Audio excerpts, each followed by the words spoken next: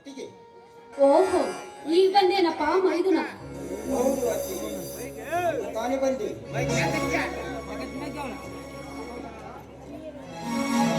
ತಮ್ಮ ಸೋದರ ಜಂಗಿ ಕುಸ್ತಿಯಲ್ಲಿ ಹೋದ ವಿಷಯ ಏನಾಯ್ತು ಸೋದರ?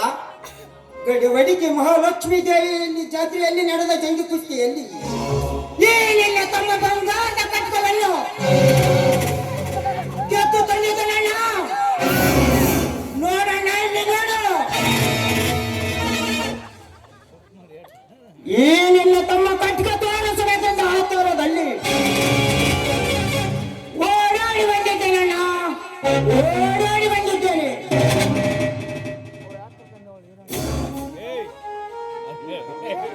ಸೋದರ, ತುಂಬಾ ಸಂತೋಷವಾಯ್ತು ಸೋದರ, ಈ ನಿನ್ನ ಬಂಗಾರದ ಕಡಗ ನೋಡಿ. ಸೋದರ, ಮೊದಲು ಈ ಮಹಾಲಕ್ಷ್ಮಿ ತಾಯಿಗೆ ನಮಸ್ಕಾರ. ಆಯ್ತಣ್ಣ, ಆಯ್ತು. ಈ ಮಹಾಲಕ್ಷ್ಮೀ ದೇವಿ ಆಶೀರ್ವಾದದ ವಂದಿಕೆ. ನಿಮ್ಮ ಆಶೀರ್ವಾದ ಅಷ್ಟೇ ಮುಖ್ಯ ಅಣ್ಣ, ಅಷ್ಟೇ ಮುಖ್ಯ.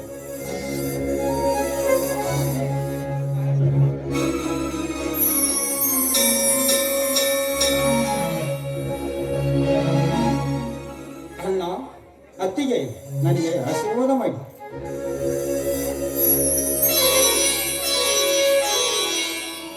ಎದ್ದೇಳು ಸೋದರ, ನೋಡು ಸೋದರ, ಈ ಗಂಡು ಮೆಟ್ಟಿನ ನಾಡಿನಲ್ಲಿ ಜನಿಸಿದ ಸಂಗೊಳ್ಳಿ ರಾಯಣ್ಣ, ಸಿಂಧೂರ ಲಕ್ಷ್ಮಣ ಅವರಂತೆ ವೀರ ಬದುಕರಾಗಿ ಬಾಳಬೇಕೆನ್ನುವುದೇ ಈ ನನ್ನ ಅಣ್ಣನ ಆಸೆ.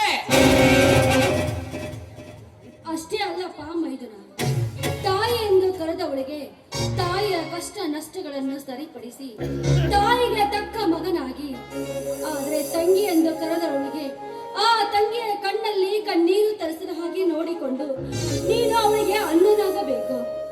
ಆದರೆ ಈ ಊರಿನ ಯಾವುದೇ ಶ್ರೀಮಂತರ ಹೆಣ್ಣು ಮಕ್ಕಳ ಕಾಮದ ಕಣ್ಣು ನಿನ್ನ ಮೇಲೆ ಬೀಳದಿರ್ಲಿ ಅಂತ ಆ ದೇವಿಯಲ್ಲಿ ನಾನು ಶರಗೊಟ್ಟಿ ಬೇಡಿಕೊಳ್ಳುವೆನಪ್ಪ. ಆಯಿತು ಅತ್ತಿಗೆ, ಆಯಿತು. ಜನಿಸಿ ಬಂದರೆ ಇದೇ ಗಂಡು ಕೊಡಲಿಯಿಂದ ಕೊಡಲು ಬಿಡುವೆ. ಮತ್ತೆ ಯಾವ್ದು ರಾಯಿಗಳ ಜನಿಸಿ ಬಂದರೆ ಹುಚ್ಚು ನಾಯಿಯಾಗಿ ಓಡಾಡಿಸಿ ಕಡದ ಎಡೆಗೆ ಕೊಂಡು ಬಿಡುವೆ. ಸೂರ ಸಿಂಧೂರ ಲಕ್ಷ್ಮಣನಂತೆ ಬಾಳುವೆ, ಮಮತೆಯ ಮಗನಾಗಿ, ಅಣ್ಣನೆಲ್ಲದವರಿಗೆ ಅಣ್ಣನಾಗಿ, ಕಾಮದ ಕಣ್ಣಿನಿಂದ ನೋಡುವ ಕುಮಾರಿಯಂತೆ ನಾನು ಕಾಳಿಂದ ಸರ್ಪವಾಗಿ ಅವರ ಕಾಮದ ಮತ ಇಳಿಸುವೆ. ಇದು ನಿಮ್ಮ ಪಾದದಾಳಿ ಹಾಗೂ ಸತ್ಯತೆಗೆ ಸತ್ಯ.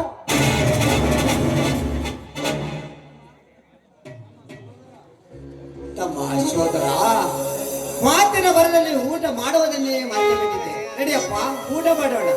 ನಡಿಯಣ್ಣ. ರೀ, ಬನ್ನಿ ಎಲ್ಲ ಸೇರಿ ಊಟ ಮಾಡೋಣ. ಇದೇ ಸಂತೋಷದ ಸಮಯದಲ್ಲಿ ಎಲ್ಲರೂ ಕೂಡಿ ಒಂದು ಇಂಪಾದ ಗೀತೆಯನ್ನು ಆಡೋಣ.